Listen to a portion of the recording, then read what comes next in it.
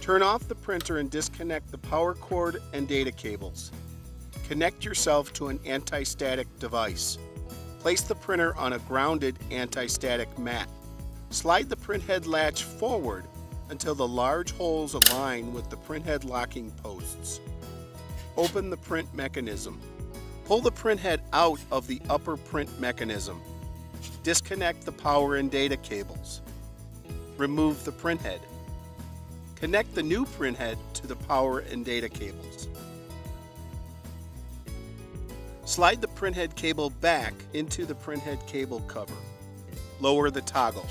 To lock the printhead into place, press down on the print mechanism and slide the printhead latch toward the back of the printer. Open the printhead. Clean the printhead. Close the printhead. Reconnect the AC power and all data cables. Turn on the printer.